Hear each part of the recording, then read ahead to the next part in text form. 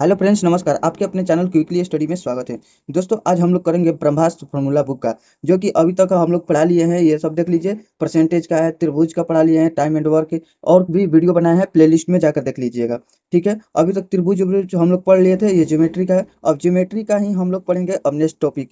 देखिए, इसमें हम लोग पढ़ेंगे त्रिभुज में सर्वागम समता और समरूपता के बारे में पढ़ेंगे। कॉन्ग्रुएंसी और सिमिलरिटी का मतलब ट्रेंगल, इन ट्रेंगल के बारे में पढ़ेंगे। ठीक है ना? इसके बारे में हम लोग देखेंगे। यानी कि इसके बारे में देखिए, इसका मतलब क्या होता है? सर्वागम समता और समरूपता। समरूपता मतलब होता है ना कि जो कि देखने में एक जैसा लगे। जैसे कि देखिए, ये कोई त्रिभुज है, हाँ? ये जैसे में इसका तीन को भुजा है और इसका भी तीन को है। इसको सिमिलरिटी इंग्लिश में बोलते हैं कि ये तीनों भुजाएं है, तो ये क्या है भाई? तो ये देखने में दोनों एक जैसा लग रहा है, लेकिन वास्तव में ये छोटा है और ये क्या है, तब बड़ा है। इसमें भी ये कुल दिखा रहा है, तो इसमें क्या है? समरूपता है, यानी कि सिमिलरिटी है। ठीक है। अब कॉन्ग्रुएंसी मतलब कि ये है, कॉन्ग्रुएंसी मतलब सर्वागम समता। इसका मतलब क्या होता है ना कि देखिए, ये है कि इसका जो दोनों त्रिभुज है वो एक जैसा है। देखिए, इसका दो भुजा है जो कि इसका दो भुजा है। मतलब कि ये दोनों है ना, दो डबल पाई से दर्शाया गया है, तो वो दोनों है। और इसका भी देखिए, यानी कि देखिए, अब यहाँ पर हम लोग ये समझाते हैं। जैसे में कि ये मेरा हाथ हो गया, तो देखिए ये हो गया। आप लोग का ऐसे देख रहे हैं और हम ऐसे कर देंगे तो मालूम नहीं चलेगा कि कितने हाथ है। तो यहाँ पर आप लोग देखेंगे कि मेरा तो ऐसे भी दिखाई दे रहा है, एक ही है। तो ये एक है, तो इसको क्या कहते हैं हम लोग? कॉन्ग्रुएंसी, यानी कि सर्वागम समता। अब समरूपता कैसे करेंगे? एगो मेरा हाथ हो जाएगा और एगो छोटा बच्चा का हाथ हो जाएगा, तो ये देखने में उसमें भी 5 उंगली, मेरे में भी 5 उंगली, तो देखने में लगेगा कि एक जैसा है। लेकिन उसका छोटा हाथ होगा और इसका एगो बड़ होगा। जो त्रिभुज, मान लीजिए कि ये एगो त्रिभुज हो गया। ठीक है। जो त्रिभुज, यहाँ पर त्रिभुज हो गया। जो त्रिभुज एक दूसरे को ढक ले, यानी कि समझिए यहाँ पर एक दूसरे को प्रॉपर ढक ले, प्रॉपर ढक ले, तो उसको क्या कहते हैं? सर्वगम समता कहते हैं। ठीक है नो? कॉन्ग्रुएंसी। तो देखिए, इसमें क्या करेगा, यानी कि हम लोग दो को बनाए। देखिए, एक तो यहाँ पर बना दिए, चलिए एक हो गया। फिर आकर एक लड़का इसी पर इसे बना दिया, तो हम लोग का त्रिभुज ये क्या हो गया? इसमें दो को त्रिभुज है, ये ढक लिया, तो यानी कि क्या हो गया? सर्वागम समता हो गया, यानी कि कॉन्ग्रुएंसी हो गया। ठीक है, तो हम लोग समझ गए। अभी तक आप लोग समझ गए होंगे। अभी भी यहाँ पर हम लोग बताएंगे। इसमें यही टॉपिक है और इसी को समझना है। ठीक है, मेन इसी में दोनों में कंफ्यूज रहते हैं लोग। लेकिन आप लोग जान लीजिएगा ये समरूपता क्या होता है, तो यानी कि समान रहेगा, लेकिन आकार में छोटा बड़ा हो सकता है। जैसे में ये भी है, ये कुल पूरा ऑप्शन डाल दिए हैं, ये भी है, ये भी है। तो देख लिए। अब देखिए यहाँ पर क्या लिखा गया है। यहाँ पर है, ज्यामिति में दो आकृतियों को समरूप कहा जाता है जब उसकी संरचना, यानी कि बनावट, संरचना मतलब होता है बनावट, समान होती है। और यदि ध्यान रहे कि समान संरचना की दो आकृति को घुमाने या पलटने पर भी ये समरूप होती है। ठीक है, यानी कि ये देखिए यहाँ पर है, समान है ना। अब इसको हम लोग, ये त्रिभुज है, अगर इसको हम लोग घुमा भी देंगे, इसको हम ऐसे कर देंगे, तब पर भी ये क्या होती है? समरूप रहती है। इसको भी हम लोग पलट देंगे, घुमा देंगे, कुछ भी कर दें, तो वो क्या होती है? समरूप होती है। यहाँ पर भी दिया गया है, देखिए तीन गो है, तीनों घुमा घुमा है इधर उधर, तो ये भी क्या है? समरूप है। ठीक है। दो आकृतियों को सर्वागम सम कहा जाता है। ठीक है ना? इसमें क्या है? दो आकृतियों को क्या कहता है? सर्वागम सम कहा जाता है जब उसकी संरचना और माप दोनों समान होती है। हम बताएं, कभी मान लीजिए कि इसमें एगो त्रिभुज है और एगो और है, तो दोनों के एकदम माप एकदम बराबर हो। जैसे में ये वाला है, ये क्या है? हम लोग दो बार बता दिए, तीन बार बता दिए। ये क्या है भाई? अब आप लोग समझ गए होंगे। अच्छा नो, सर्वागम समता है, यानी कि कॉन्ग्रुएंसी है। ठीक है, तो इसको क्या कहा जाता है? यहाँ पर होती है, जब ऐसा होता है तो एक आकृति को दूसरी आकृति पर अध्यारोपित करने पर पहली आकृति दूसरी आकृति को पूर्णतः ढक लेती है।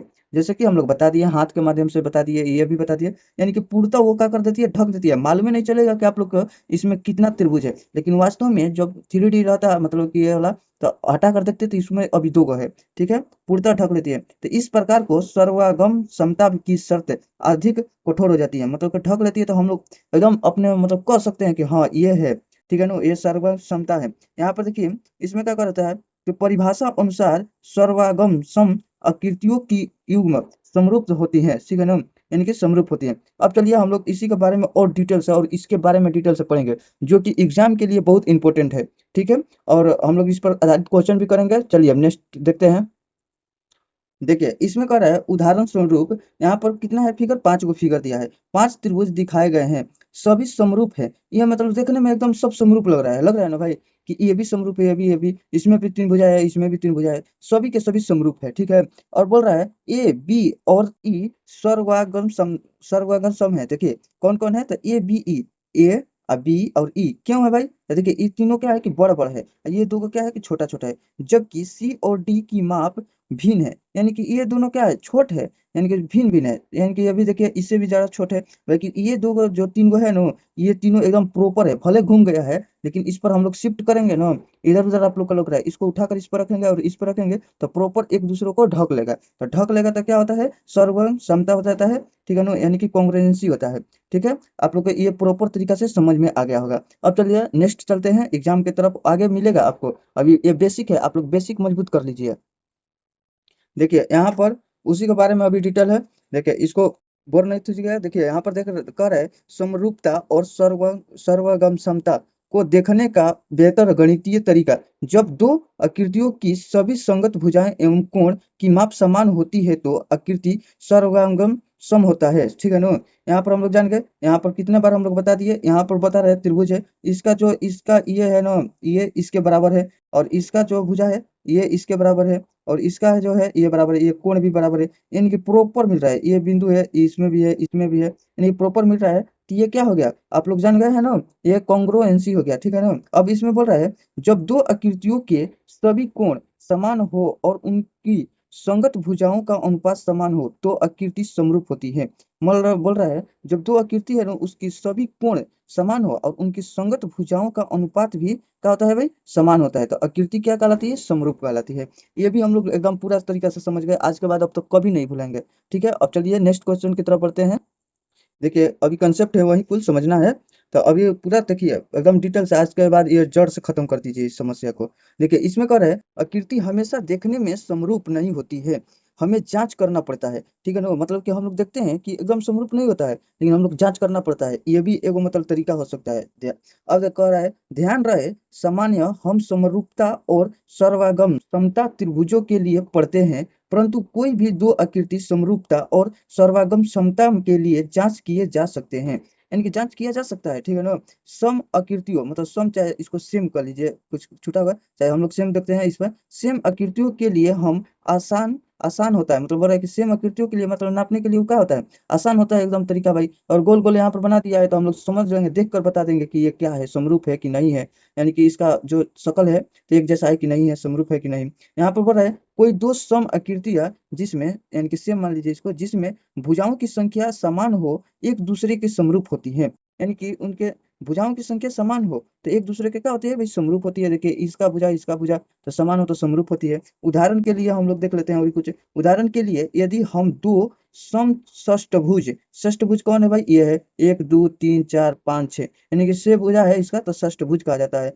दो वृत्त या दो समबाहु त्रिभुजों या दो वर्गों या दो सम चतुर्भुज ले, तो मतलब ये बोल रहा है दो दो को हम लोग ले लेते हैं तो क्या होता है, देखिए आकृतियों के प्रत्येक युग में बिना किसी अतिरिक्त जांच के समरूप हो जाती है। हम लोग देख रहे हैं कि यहाँ पर भाई ये त्रिभुज है, ठीक है, और ये भी त्रिभुज है, तो हम लोग बिना मतलब इसको जांचेंगे नहीं, का हम जांचेंगे नहीं, स्केल उसकेल नहीं लगाएंगे, देख लेंगे कि इसका भुजा भाई 3 गो है और इसका भी भुजा 3 गो है, तो ये क्या हो जाएगा भाई समरूप हो जाएगा। यहाँ पर गोला है तो हम लोग देख लिए कि भाई बिना जांचे ही बता सकते हैं कि गोला है, ये त्रिभुज 2 गो है तो ये भी क्या है समरूप है। यहाँ तक लगता है आप लोग का कंसेप्ट क्लियर होगा। ये ब्रह्मास्त्र फॉर्मूला बुक का है, जो कि किसी भी एग्जाम के लिए कहना नहीं है आप लोग का कि ये कि इम्पोर्टेंट है कि क्या है, आप लोग एग्जाम से पहले इसको रिवीजन मार के जाइएगा एग्जाम में। अब चलिए देखते हैं आगे क्या।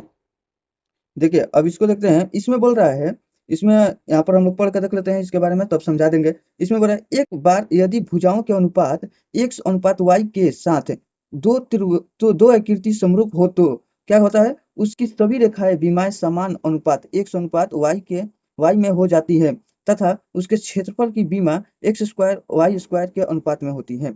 इसमें ये कहना चाह रहा है ना कि अगर एक बार हम लोग ले लिए कि इसका 3 हो गया इसका 7 हो गया, अगर ये समरूप है मतलब कि समरूप है त्रिभुज, तो इसका अनुपात हमेशा एक ही रहेगा, जैसे एक ही समान रहेगा। अब इधर हम लोग 2 से गुना करा देंगे, इधर भी 2 से गुना करा देंगे तो इधर 7 दूनी 14 और इधर कितना हो जाएगा 3 दूनी 6, लेकिन इसको फिर कटवाएंगे तो इधर काट देंगे तो ये भी मतलब बढ़ेगा ना और ये भी बढ़ेगा, काटेंगे तो इधर 3 भी आ जाएगा, अनुपात मतलब सेम ही रहेगा, ये बोल रहा है। लेकिन इनके क्षेत्रफल जो होता है ना तो ये स्क्वायर हो जाता है, मतलब कि वर्ग हो जाता है। तो देखिए इसमें हम लोग कैसे कर सकते हैं कि आप लोग इसको परिभाषा की तरफ से याद कर सकते हैं।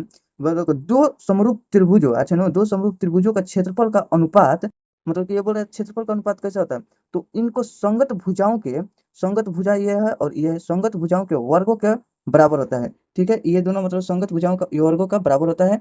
हम लोग को याद कर लेना है क्षेत्रफल। अब देखिए यहाँ पर और कुछ देख लेते हैं जो कि इंपॉर्टेंट है, एक नंबरिया में पूछा जाता है। यहाँ पर बोल रहे हैं कि उदाहरण के लिए यदि दो त्रिभुज समरूप हो और उनकी भुजाओं का अनुपात 3:7 हो। ये बोल रहा है कि दो त्रिभुज है जो कि समरूप है, इनका मतलब भुजा का अनुपात कितना है, 2:7 है।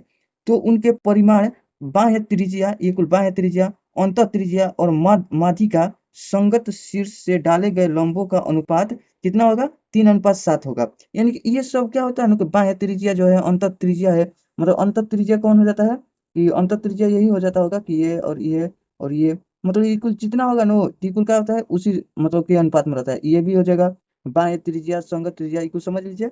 ये शीर्ष से डाला गया लंब, ये कुल जितना ये कुल लंब डाला जा रहा है हर एक शीर्ष पर से, यहाँ से यहाँ तक डाला जा रहा है ना, ये कुल कितना अनुपात में होता है, 3:7 में होता है। और जब क्षेत्रफल के बारे में बात होगा तो इनके भुजाओं के वर्गों का अनुपात हो जाता है। ठीक है ना, तो इनको जबकि उनके क्षेत्रफल का अनुपात कितना हो जाता है, 9, और यहाँ पर हो जाता है 49। तो ये 3 का वर्ग हो रहा है और ये कितना हो रहा है, 7 का स्क्वायर हो रहा है। तो यानी कि हो रहा है ना, कि यही मतलब समझाना था। अब चलिए हम लोग चलते हैं नेक्स्ट क्वेश्चन की तरफ, चाहे चलिए इसको देख लेते हैं।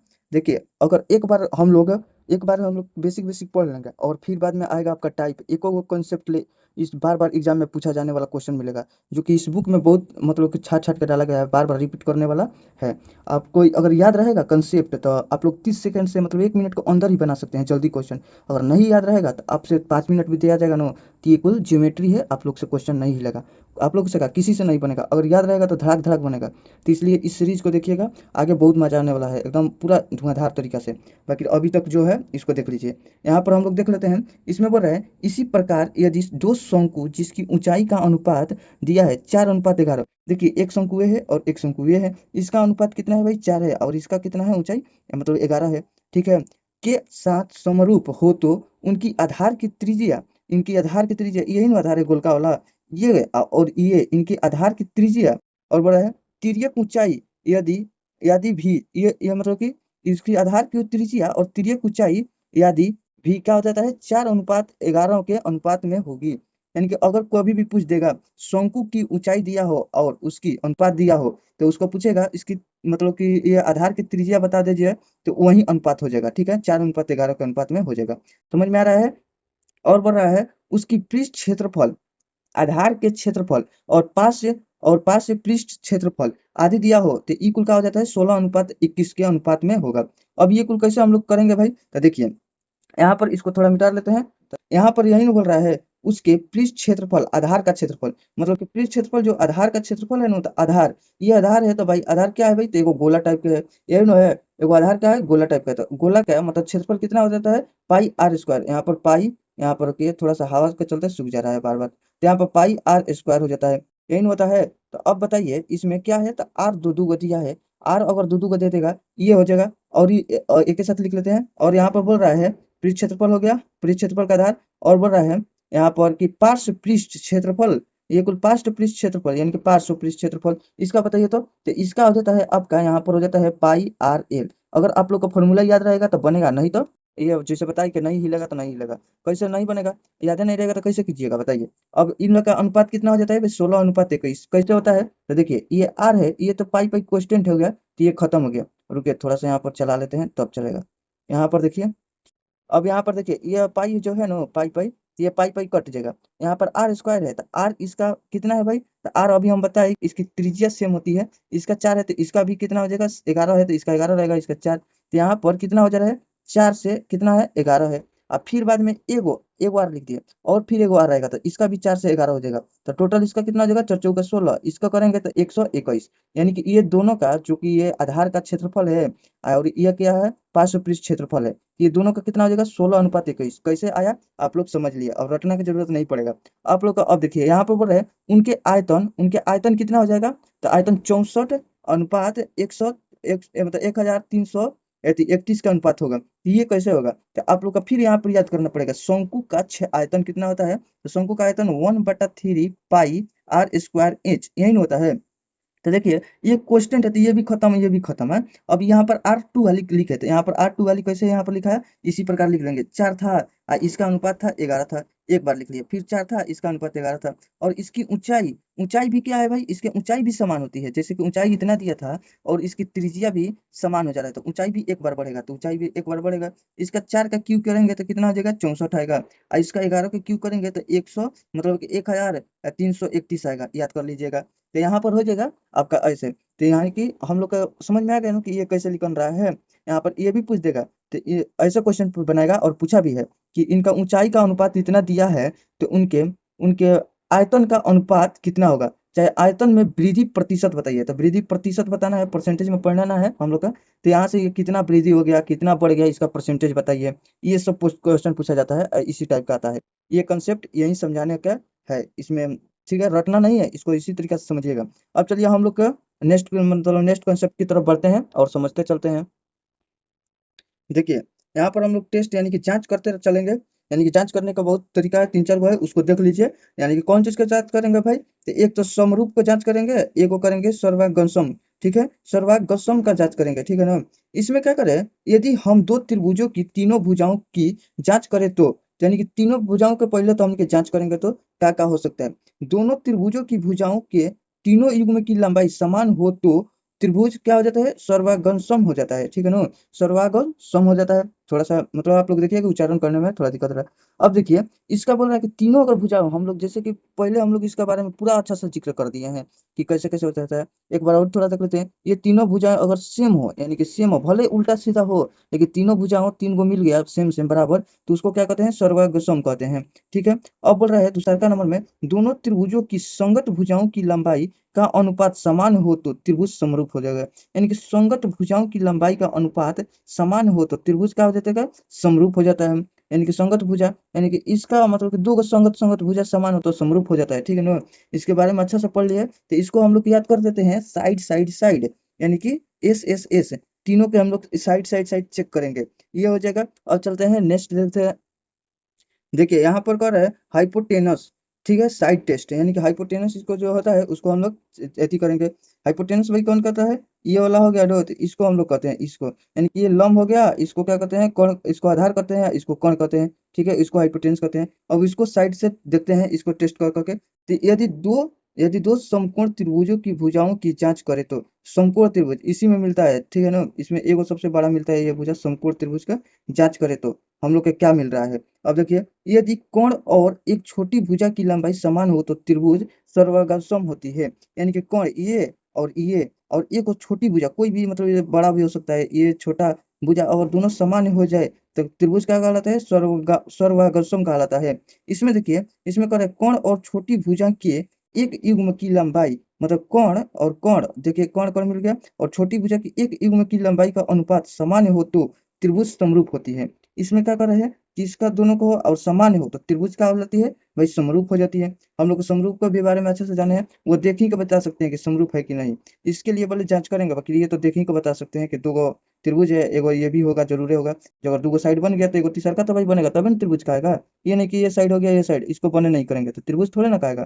तो यानी कि दो गो मिल जाएगा तो तीसरा का ऑटोमेटिक मिलेगा, तो ये क्या हो जाएगा, यानी कि समरूप हो जाएगा। अब चलिए नेक्स्ट देखते हैं। यानी कि दो गो अभी तक हम लोग चेक कर लिए।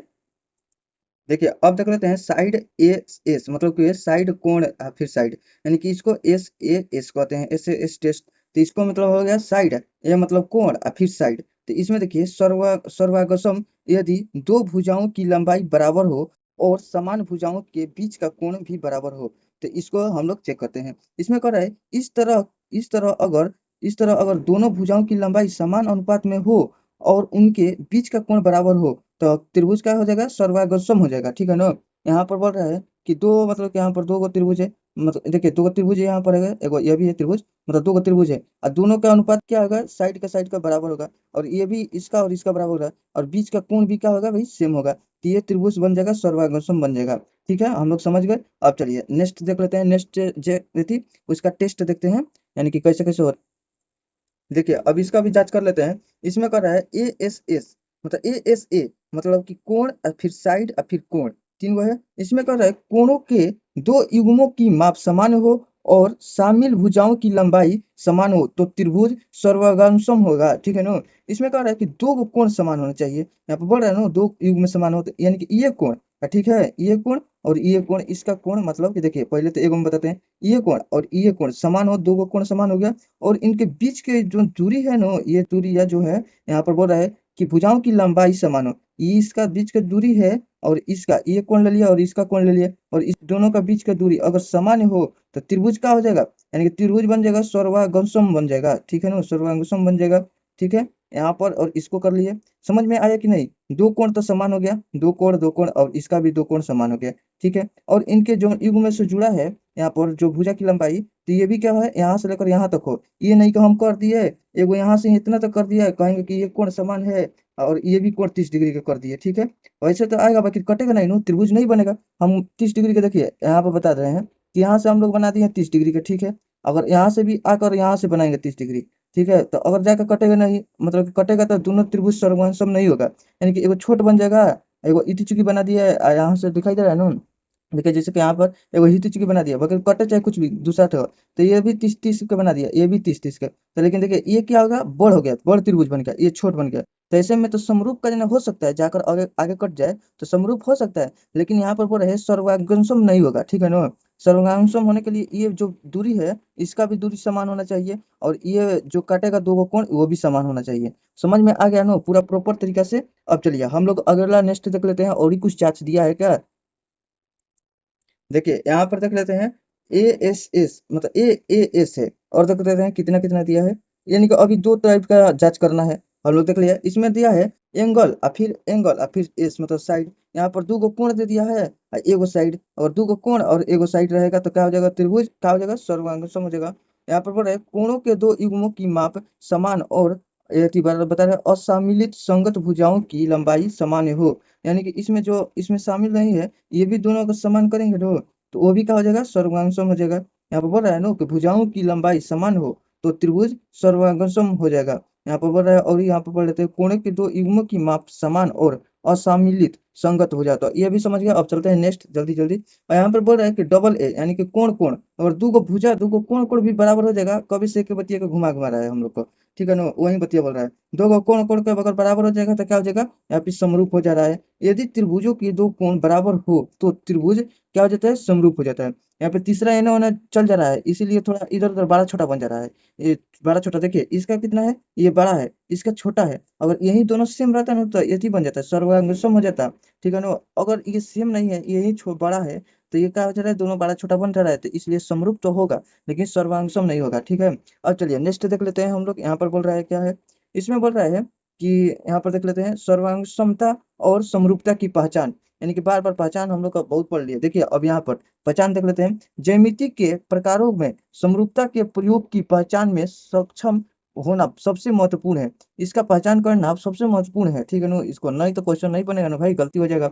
अब बोल रहा है मेरे अनुभव के आधार पर अवधारणा के रूप में समरूपता की उपयोगिता समकोण त्रिभुज की उपयोगिता के जितना ही है, समरूपता की पहचान के लिए सबसे महत्वपूर्ण सामान्य कोण का पहचान करना है। इसको कुछ विशेष स्थितियों के माध्यम से समझते हैं। चलिए इसको थोड़ा समझते हैं आगे चल के। यहाँ पर बोल रहे हैं कि समांतर रेखाएं, अगर कभी भी समांतर रेखाएं देखिए तो इसका मतलब देख लीजिए क्या, इसके बारे में देख रहे हैं, पैरेलल लाइन। देखिए इसमें बोल रहा है जैसे ही समानांतर रेखाएं दिखे हमें तुरंत ही समरूपता त्रिभुज की संभावना की तलाश प्रारंभ कर देनी चाहिए।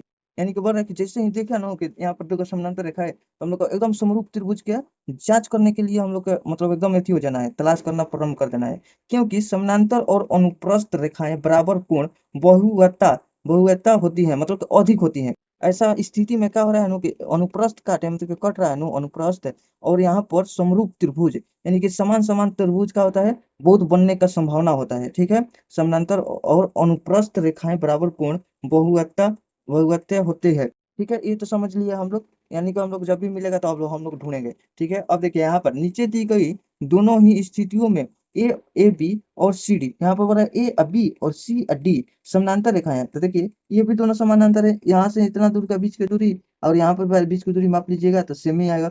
ये क्या हो गया, एक समानांतर रेखा है। देखते ही हम यह पहचान पहचान करने में सक्षम हो जाते हैं कि यहाँ पर देखते हैं हम लोग पहचान करने में सक्षम हो जाएंगे कैसे कि ए ओ बी ए ओ बी यह है एगो त्रिभुज, और फिर एगो त्रिभुज है सी ओ डी, यानी कि दो त्रिभुज दिखाई दे रहा है ना कि यहाँ पर बोल रहा है ए ओ बी यहाँ पर और फिर यहाँ पर सी और डी दो त्रिभुज है समरूप है क्योंकि कोणों के युग्म प्रत्येक स्थिति में समान है। यहाँ पर कह रहा है कि कोणों का युग्म जो दोनों का है ना एक ही है कोण, एगो है ना भाई यहाँ पर कोण है। तो और देखिए ये त्रिभुज बन रहा है छोटा बन रहा है त्रिभुज, ये त्रिभुज बन रहा है बड़ा बन रहा है, तो इसलिए ये समरूप हो जा रहा है। ठीक है, हम लोग इतना समझ गए। अब चलिए हम लोग नेक्स्ट क्वेश्चन के मतलब नेक्स्ट देख लेते हैं, इधर क्या समझाया जा रहा है। अब बता रहा है यह ऐसी समझ है जिस पर बहुत सारी अवधारणाएं आधारित है। उदाहरण के तौर पर हम इसका प्रयोग मूलभूत अनुपातिक परिमेय और मध्य बिंदु परिमेय को सिद्धांत सिद्ध करने में करते हैं। अच्छा नो, यहाँ पर कहता था इसी के प्रयोग से जब किसी समतल यहाँ पर नहीं समलंब चतुर्भुज के विकोण खींचते हैं तो समानांतर रेखाएं के रूप में उनके आधार वाले दो त्रिभुज समरूप होती हैं। ठीक है, इसमें कह रहे हैं कि अभी तो यहाँ पर पढ़ लेते हैं थोड़ा सा तब पूरे समझा देंगे। यहाँ पर बता रहे कोण पर डाले गए लंब समरूपता पर आधारित एक और महत्वपूर्ण परिमाण है कि जब हम किसी समकोण त्रिभुज के विपरीत विपरीत शीर्ष से कोण पर लंब डालते हैं तो निर्मित दो त्रिभुज एक दूसरे के और मूल त्रिभुज के समरूप होती है। यहाँ पर हम लोग को पूरा पूरा समझ में अब हम लोग समझते हैं कि वो त्रिभुज है। ठीक है, अगर एक त्रिभुज है यहाँ पर कोण बी से इसके कोण पर लंब डाल दिए, कोण बी से लंब डालेंगे तो यहाँ पर देखिए तिरछा डाल दिया है, उससे मतलब नहीं है, मतलब वो जांचने में सही होगा लेकिन लग रहा है तिरछा। लेकिन हम लोग यहाँ पर डालेंगे बीचों बीच तो इधर का त्रिभुज इधर का त्रिभुज ये बड़ा वाला त्रिभुज जो बड़ा एगो है ये बड़ा ये छोटा वाला त्रिभुज और ये छोटा वाला त्रिभुज, ये क्या होगा तीनों आपस में क्या हो जाएगा समरूप होता है। ठीक है ना, ये आपस में तीनों समरूप होता है। अब इसके बारे में और देखते हैं तब जाकर और कंसेप्ट क्लियर हो जाएगा। यहाँ पर दिया है उसी के बारे में बताया गया है कि मतलब कि ये त्रिभुज ए बी सी और फिर बोला है बी सी डी यानी कि बी सी और डी, ये छोटा वाला पहले बड़ा वाला और फिर ये छोटा वाला के साथ तुलना करें तो दोनों एक उभयनिष्ठ कोण सी पर, यानी कि दोनों का उभयनिष्ठ कोण क्या है सी है। ये बड़ा वाला का भी उभयनिष्ठ कोण मतलब कि एक ही जगह पे हो, तो देखिए ये बड़ा वाला का भी ये छोटा वाला के भी उभयनिष्ठ कोण क्या है भाई समरूप है। इसीलिए सभी त्रिभुज त्रिभुज ए बी सी और बोल रहा है कि ए डी बी ध्यान से भाई देखना है और समझना है। इसी पर आधारित पूरा कंसेप्ट टिका है, कुछ समझ लेना है, भागना नहीं है। भागिएगा तो कितना दिन भागिएगा बताइए, पढ़ना है तो पढ़ना है। अब देखिए यहाँ पर हम लोग समझ गए। अब बताइए यहाँ पर बोल रहा है त्रिभुज बी और डी सी, तो यहाँ पर बी और डी सी ये कुल क्या है समरूप है, हम बता दिए थे तीनों क्या हो जा रहा है समरूप है। आप लोग को दिखाई समझ में आ रहा है ना कि तीन गो कैसे कैसे है। एगो तो ये है पीला वाला त्रिभुज, एगो ये ब्लू वाला है। ठीक है, त्रिभुज एगो पीला और ब्लू मिलाकर है, तीनों तीनों क्या है भाई समरूप है, इसका आकार छोट बड़ा है इसलिए समरूप है। अब चलते हैं नेक्स्ट देख लेते हैं, इसके बारे में फिर देखते हैं। और बोला है समरूप त्रिभुजों के गुण, समरूप त्रिभुज के गुण क्या क्या है। इसमें बोला है यदि त्रिभुज एबीसी और त्रिभुज पी क्यू आर समरूप हो, हम ऐसे से बता देते हैं आप लोग समझते रहिए।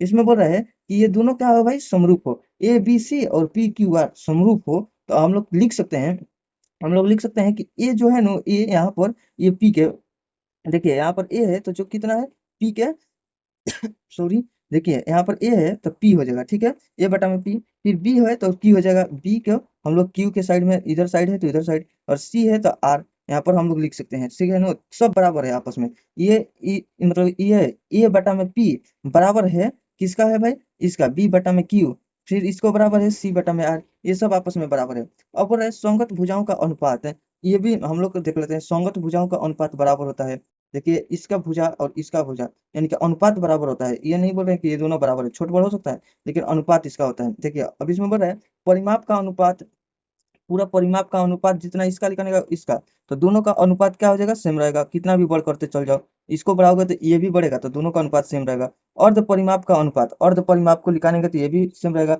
संगत माध्यिकाओं का अनुपात, अंत त्रिज्या का अनुपात, परित्रिज्या का अनुपात, ये कुल आप लोग एक बार रिवीजन के तौर पर देखते जाइए। अब चलते हैं नेक्स्ट के तरफ। अब ये ए हो गया, अब बी नंबर देख लेते हैं हम इस।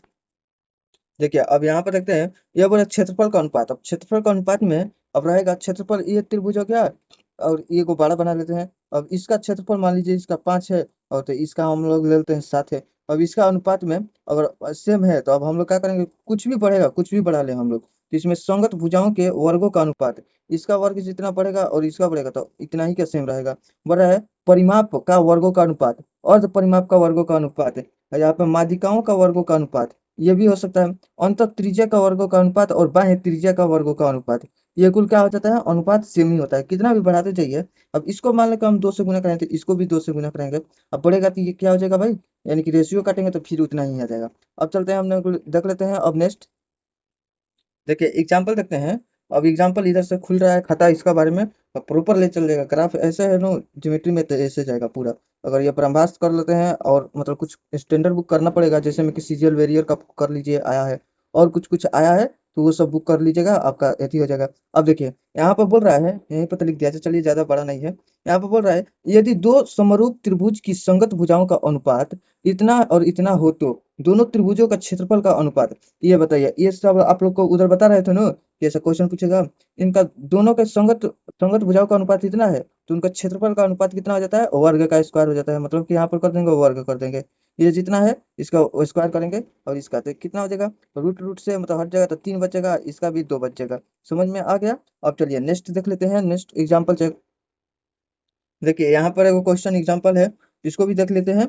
इसमें कह रहा है कि मान लीजिए त्रिभुज ए बी सी और पी क्यू आर, इसका एरिया दे दिया, इतना दे दिया है 64 और मतलब 169। यदि त्रिभुज यहाँ पर बना ही लेते हैं। देखिए यहाँ पर एगो त्रिभुज है, ठीक है, यहाँ पर त्रिभुज है। यदि त्रिभुज ए बी और सी, ए बी का मान कितना है 10 दिया है, और त्रिभुज बी सी का मान दे दिया है, बी सी का मान 7 दे दिया है, और ए सी का मान दे दिया है 16। तो इसमें बोल रहा है क्यू आर बराबर होगा, यानी कि क्यू आर। तो यहाँ पर हम लोग एगो त्रिभुज फिर बना लेते हैं। एगो त्रिभुज बनाएंगे ना, यहाँ पर बोल रहा है क्यू पी आर, यहाँ पर क्यू और पी और आर यहाँ पर बना लिए। यहाँ पर हम लोग समझ लिए। अब हम लोग से पूछ क्या रहा है, तो यहाँ पर क्यू आर बोल रहा है, तो क्यू और आर यानी कि ये पूछ रहा है, यही नहीं पूछ रहा है। तो हम लोग ये जान रहे हैं कि एरिया, एरिया क्या होता है, स्क्वायर में होता है ना। तो एरिया जो स्क्वायर में दे दिया है हम लोग को मान, तो अब हम लोग क्या करेंगे, यहाँ पर ए सी, यहाँ पर जो लिखा जा रहा है तो कितना है ए सी बटा में क्यू आर। तो ए सी बटा में क्यू आर यहाँ पर लिख देते हैं एक बार और। यहाँ पर ए सी बटा में कौन चीज, क्यू आर ये किसके बराबर होता है भाई, इसका स्क्वायर का बराबर देता है। तो ये मतलब कि वर्ग दे दिया है, कितना दिया है अपने में 64 बटा में 169 दे दिया है। इसको हम लोग काटेंगे तो कितना हो जाएगा। देखिए यहाँ पर क्या है, ए सी कितना है भाई है ए सी तो है 16 ही ना है, तो 16 लिख दिया। और यहाँ पर क्या है भाई क्यू और आर, हम लोग को क्यू आर ज्ञात करना है, क्यू और आर। यहाँ पर इसका स्क्वायर करेंगे मतलब रूट हटाएंगे तो कितना हो जाएगा, इसका 8 हटाएं 64, इसका कितना हो जाता है, इसका 13 हो जाता है, 13 13 का हो जाता है कि 169। ठीक है, इतना याद होगा। 14 का कितना हो जाएगा 196। ठीक है, याद कर लीजिएगा, 13 का 169 तो 14 का 196, खाली पलट देना है ये दोनों, आप लोग को याद रहेगा। अब हम लोग क्या करेंगे, यहाँ पर इसको पहले मिटा लेते हैं, और उसको गुना कराएंगे। तो गुना कराएंगे तो कितना हो जाएगा, 8 दूनी का 16, और इधर चलेगा 13 दूनी 26, ये चल जाएगा क्यू आर उधर। तो क्यू आर बराबर 13 दूनी का क्या उतना हो जाता है, 13 दूनी 26। अब जितना में आंसर देगा सी एम चाहे कुछ भी देगा तो हम लोग कर लेंगे। आप लोग को समझ में आ गया कि कैसे कैसे क्वेश्चन दिया जा रहा है। अब चलिए नेक्स्ट की तरफ देखते हैं हम लोग। देखिए अब ये बी नंबर देख लेते हैं। ये तो कॉन्सेप्ट बहुत इंपॉर्टेंट है, बहुत बहुत, इसको लगा लीजिए भी का। ऐसे को हम क्वेश्चन लगाए थे, इस सब पे ज्यादा क्वेश्चन मिल रहा था। इसमें बोला है आधारभूत अनुपातिक परिमेय यानी कि थेल्स परिमेय, बेसिक प्रोपोर्शनल यानी कि थ्योरम। ठीक है ना। यहाँ पे बोल रहा है किसी त्रिभुज के एक भुजाओं के समानांतर खींची गई कोई रेखा अन्य दो भुजाओं को समान अनुपात में विभाजित करती है। यानी कि यहाँ पर मान लीजिए कि हम लोग एक त्रिभुज के समांतर, यहाँ पर बोल रहा है समांतर खींची गई कोई रेखा अन्य दो भुजाओं पर, यानी पर ये भुजा है और ये दो तीन गो भुजा है ना, कि दो गो पर इधर खींच दिए। ठीक है, या तो इस पर हम लोग खींच देंगे, या तो इधर से भी खींच सकते हैं। ऐसे ऐसे खींच देंगे ना, तो इधर से भी खींच सकते हैं, या इधर से भी खींच सकते हैं, या इधर से भी खींच सकते हैं। चलिए ठीक है, यहाँ पर खींच सकते हैं। इस पर भी एगो कंसेप्ट बनेगा, आगे बताएंगे कैसे। तो ये क्या होता है कि भाई, ये क्या होता है, समान अनुपात में विभाजित करती है। ठीक है, अब बोल रहे हैं इसे खींच देंगे तो समान अनुपात में विभाजित करेगा। आप लोग को नहीं विश्वास है तो इसको देखिए, यहाँ पर हम लोग ऐसे करेंगे। ठीक है, ये एक में करेगा तो ये भी एक है, और ये भी एक है, समझ में आ गया, ये भी एक है। हम लोग को समझ में आ गया ना। अब ऐसा ऐसा क्वेश्चन मिलेगा आपको। तो अब देखिए यहाँ पर हम लोग देखते हैं, यदि कोई यदि कोई रेखा किसी त्रिभुज को की किन्हीं दो भुजाओं को समान अनुपात में विभाजित करती है तो वह रेखा तीसरी भुजा के समानांतर होनी चाहिए।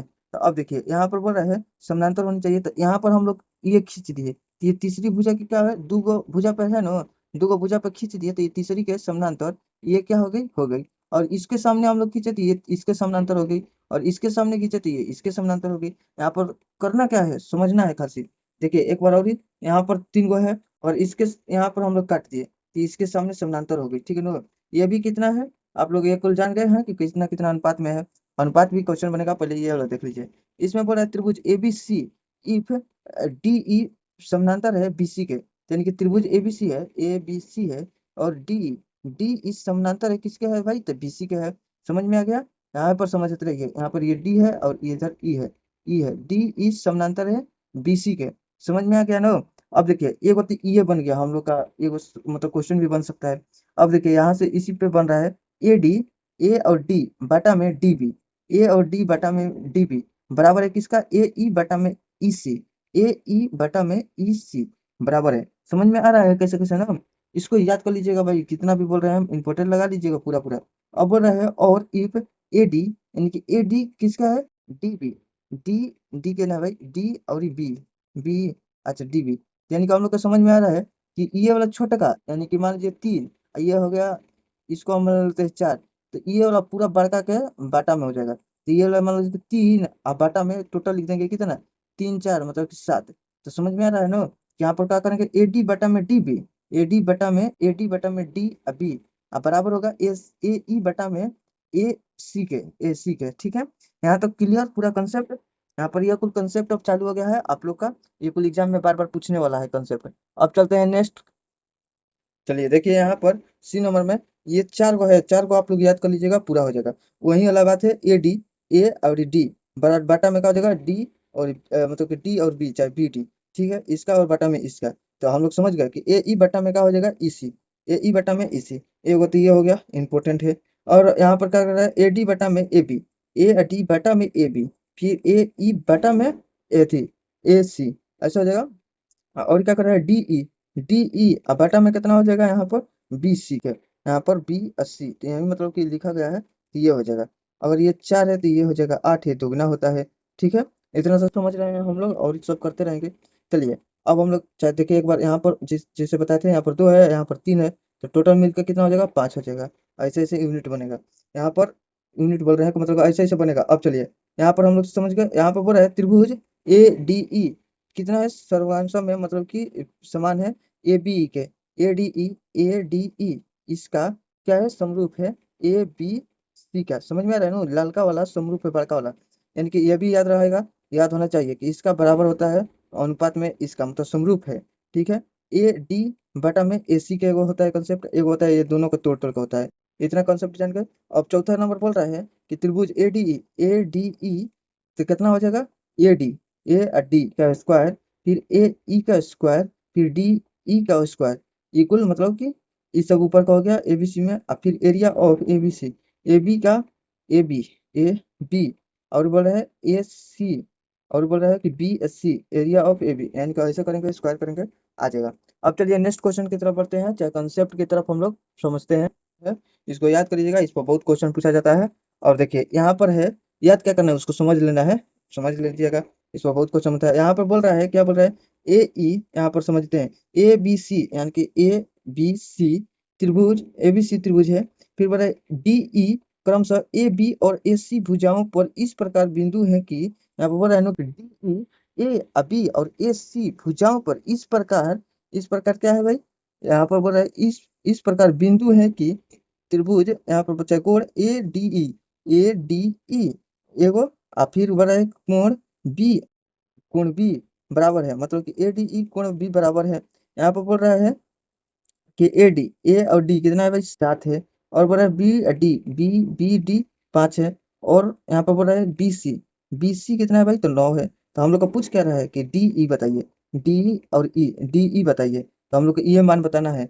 तो हम लोग देख रहे हैं कि ए डी ए डी कहाँ पर है, कुछ नहीं दिया, तो ए बी कितना है, ए बी तो 7 5 कितना हो जाता है भाई, 12, 7 5 12 बटा में ए डी कितना है भाई, ए डी भाई 7 है, बराबर हो जाएगा। बीसी कितना है, बी बी सी, हाँ बी अस्सी, बी सी 9 है। तो डी ई का बताना है, डी और ई की लंबाई ज्ञात करना है। तो डी ई की लंबाई हम लोग ज्ञात करेंगे तो कितना हो जाएगा आपका, यहाँ पर मान लीजिए कि डी ई है तो डी ई रख देते हैं चुपचाप। यहाँ पर देखिए 3 चौका 12, 3 का 9, ये हो गया। अब इसको मान रख के सॉल्व कर दीजिएगा, आंसर आ जाएगा। चलिए देखते हैं, ये भी है, यहाँ पर देख लेते हैं और कितना है। आप लोग बन रही है, देखिए खत्म हो जा रहा है, यहाँ पर त्रिभुज के टाइप चालू होगा, लेकिन ये भी देख लेते हैं, इसको पूरा देख लीजिए कि ताकि आप लोग का पूरा इससे रिलेटेड कभी क्वेश्चन गलती ना हो। अब हम लोग देख रहे हैं यहाँ पर बढ़ रहा है, किसी त्रिभुज की किन्हीं दो भुजाओं के मध्य बिंदुओं को मिलाने वाला रेखाखंड तीसरी भुजा के समानांतर और तीसरी भुजा के आधा होती है। ठीक है भाई, यहाँ पर हम लोग लिख दिए 4, तो ये तो दोगुना हो जाएगा 8, यानी कि इसका तीसरी भुजा के आधा होती है, ये है। ठीक है, यहाँ पर समझ में आ गया होगा, आप लोग को पूरा डिटेल से बताए हैं कि इसका ऐसे ऐसे होता है। अब बोल रहा है कि किसी त्रिभुज की एक भुजा के समानांतर खींची गई कोई रेखा और रेखा की लंबाई भुजा की आधी हो तो यहाँ पर बोल रहा है रेखा अन्य दो भुजाओं के मध्य बिंदुओं से होकर गुजरती है, तो क्या हो जाएगा, यदि डी ई, यहाँ पर डी और ई क्रमशः रेखा ए बी, ए और बी और ए और सी पर क्या है भाई, मध्य बिंदु है। यहाँ पर दिखाई नहीं दे रहा है कि मध्य के का थोड़ा सा नीचे रहता तो और ये अच्छा रहता, लेकिन ये क्या है भाई, मध्य बिंदु है। आप लोग भी इससे समझ गए। अब चलते हैं इसके बारे में कुछ प्रॉपर्टीज जान लेते हैं। और कह रहे कि बी और डी, हमको बी बोले डी ई निकालना होगा तो बी सी का अदा करेंगे। अगर एग्जाम में आ जाएगा, नहीं मालूम रहेगा तो कुछ नहीं हो सकता है। अब अच्छा मालूम रहेगा, धड़ाक से मारेंगे और आगे बढ़ेंगे। अब देखिए यहाँ पर हम लोग के ये बहुत इंपॉर्टेंट है, इसको हम लोग को याद करके ही जाना है तो जाना है। देखिए यहाँ पर बोल रहे हैं वही बात कि डी और ई समानांतर है किसके भाई, तो बी सी के है। तो बी सी, यहाँ पर बी सी के आधा कर देंगे तो कौन सी निकल जाएगा, ये डी ई। तो डी और ई क्रमशः यहाँ पर बोल रहा है ए बी, ए और बी और ए और सी का मध्य बिंदु है, यहाँ पर मध्य बिंदु है, ऊपर नीचे दिखाई दे रहा है, तो ये क्या है भाई, मध्य बिंदु है। अब इसी को हम लोग यहाँ पर इसको याद करना है और समझना है। तो यहाँ पर बोल रहा है ए डी किसके है बराबर, ये बड़ा वाला भाग के, यानी कि टोटल ये एक है, ठीक है, और ये भी एक है। तो यहाँ पर एक हम ले लिए तो टोटल कितना में लिए, तो भाई दो में ले लिए, ये टोटल दो में ले एक ले लिए भाग। तो यहाँ पर ए डी बटा में ए पी, फिर ए ई बटा में ए सी, फिर हो जाएगा आपका डी ई बटा में यहाँ पर बी डी। यहाँ पर ऐसा हो जाएगा, इसको वो एक देगा तो इसको दो देगा, यानी कि इससे आधा देगा। समझ में आ गया नो। अब देखिए दूसरा का कब है, ए डी, ए डी क्या है, बी डी बी क्या, ये भी बता दिए थे। देखिए एक और एक है तो ऊपर एक हो जाएगा, ये अनुपात एक है, ये भी एक है, तो कट जाएगा तो कितना हो जाएगा, एक हो जाएगा। जैसे में ए ई और ई एट सी, यहाँ पर दिया ए ई और ई सी बराबर एक हो जाएगा। यहाँ से समझ गए। त्रिभुज क्या बोल रहा है कि ए डी ई से मतलब कि रिलेटेड है, फिर ए बी सी के, ए इधर है भाई, ए बी सी के, ए डी ई छोटा वाला फिर बड़ा वाला, इतना हम लोग समझ गए। अब बोल रहा है त्रिभुज ए डी ई, तो ये कितना है भाई, एक है, यहाँ पर एक दिया है। अब एक टोटल कितना है ए बी सी, ये टोटल कितना है ए बी सी, जैसे कि हम लोग बताए थे कि यहाँ पर एगो कंसेप्ट बनेगा। तो यहाँ पर देखिए जैसे कि ये दो गो भुजा पे हम लोग डाले थे, क्या डाले थे कि यहाँ पर एगो लंब डाल दिए, तो यहाँ पर भी दो गो भुजा है, देखिए ऐसे एगो भुजा इधर, एगो भुजा और इधर एगो भुजा, तो हम भी इधर से क्या करेंगे, लंब डालेंगे। इधर से भी दो गो भुजा है तो इधर भी अपने ये लंब डाला। ये मान लीजिए टोटल हम लोग समझते हैं, यहाँ पर ये दोनों पाई भुला जाएंगे, तो इसके समानांतर ये जगह अगर ये दो होगा तो ये एक होगा, ठीक है। लेकिन ये देखिए ये एक है और ये भी एक है, ये भी एक है, ये भी एक है, तो यहाँ पर बोला ए डी ई या कुछ भी बोल देगा, हम लोग समझते हैं यहाँ पर कि बी डी, और यहाँ पर कुछ नाम धरना पड़ेगा ना, कि यहाँ पर क्या रख दिए थे हम लोग, यहाँ पर तो टू है, टू नहीं होगा, यहाँ पर कुछ भी नाम जो कि अपना यहाँ पर रखना है तो रख सकते हैं, चाहे कुछ भी छोड़िए, यहाँ पर तो हम लोग मिलाए। हम लोग के ये मतलब है कि ए डी ई वन है, ये टोटल कितना हो जाएगा ए बी सी में, ए बी सी कितना है भाई, कितना भाग है, तो हम लोग देख रहे हैं एक दो तीन चार, कि एबीसी में एबीसी का क्षेत्रफल कितना हो जाएगा, चार, यानी कि चार भाग है। हम लोग एक भाग का मान निकालना है तो एक लिख दिए। हम लोग का पूछ देता है यही दो भाग का मान बताइए, ये और ये बता रही है, तो कितना लिखेगा, दो बटा में दो दो चार, यानी कि चार लिख देंगे। अब तीन गो को पूछ देगा तो तीन गो लिखेंगे, तीन बटा में चार लिखेंगे। समझ में आ रहा है कैसे कैसे काम चल रहा है ना। इसको आप पहले बांट लीजिएगा, अब पूछेगा क्षेत्रफल, तो लाल वाला भाग का क्षेत्रफल बता दीजिए, तो एक बटा में चार, इतना समझ सकते हैं। अब चलिए, ठीक है, देखिए यहाँ पर सारा मतलब कि एक किया है मटेरियल, क्योंकि आप लोग इसको पूरा अगर समझ में नहीं आया होगा तो वीडियो को पीछे कर करके देखिएगा, ताकि इसी में से क्वेश्चन बनता है और इसी टाइप से। ये कुल हम लोग समझ गए, ये एक है, इधर भी काटेंगे एक, इधर भी एक, यानी कि टोटल चार भाग है, तो एक भाग का मान बताना है। ठीक है, ये भी क्या है, एक भाग है और ये भी एक भाग है, तो दोनों एक एक एक हो जाएगा। कोई भी नई बात को रटाया जा रहा है, आप लोग समझिए। यहाँ पर बढ़े ए डी, तो ए डी कितना है भाई, एक है, तो टोटल ए बी कितना हो जाएगा, एक एक मिलकर दो हो जाएगा, ये भी हो जाएगा। आप लोग समझ गए। अब चलिए हम लोग नेक्स्ट देखते हैं। नेक्स्ट में क्या है, तो नेक्स्ट में यही है कि त्रिभुजों के प्रकार, यानी कि त्रिभुज के प्रकार, तो त्रिभुज के प्रकार को हम लोग कितना में नेक्स्ट वीडियो में पढ़ेंगे और इसके बारे में पूरा अच्छा से पोस्टमार्टम कर देंगे इसका चीरफाड़। यानी कि चलिए देखते हैं, यहाँ पर हो गया, हम लोग समझ गए ना। ठीक है पूरा। अब इसको वीडियो को देखने मत भूलिएगा, जाइएगा डिस्क्रिप्शन बॉक्स में इसका प्लेलिस्ट मिलेगा, आप लोग का वीडियो मिल जाएगा। ये सब हम लोग पढ़ेंगे, त्रिभुज, न्यून कोण, अधिक कोण, समबाहु, ये सब भी पढ़ेंगे। इस सब के बारे में हम लोग त्रिभुज के बारे में नेक्स्ट वीडियो में आराम से देख लेंगे। ये तो बहुत इंपॉर्टेंट है, इस सबको बार बार इस सबसे क्वेश्चन इसी सबसे पूछता है। अगर ये सब मालूम रहेगा तो मिनटों में, सेकंडों सेकंडों में क्वेश्चन बनेगा। ठीक है, यहाँ पर देखिए, यहाँ पर अगर यहाँ पर देख लीजिए, अगर आप लोग का वीडियो अगर अच्छा लगा ये सब, तो आप लोग लाइक सब्सक्राइब शेयर कर दीजिए, ताकि हम भी ऐसा वीडियो लाते रहें और आप लोग क्विकली रिवीजन कर सकते हैं इस चैनल के माध्यम से। और एग्जाम में आप लोग मतलब कि जो भी हो अपना इससे मदद ले सकते हैं। यहाँ पर देखिए, अब देखिए यहाँ पर प्रतिशत, यानी कि अगर आप लोग सीजीएल की तैयारी करते हैं और अच्छा को मतलब कि मैथ को मजबूत बनाना चाहते हैं, तो इसको बनाइए और अपना कॉन्फिडेंस लेवल को बढ़ाइए। अब देखिए टोटल हो गया हम लोग का अभी इतना ही है। चलिए, वीडियो देखने के लिए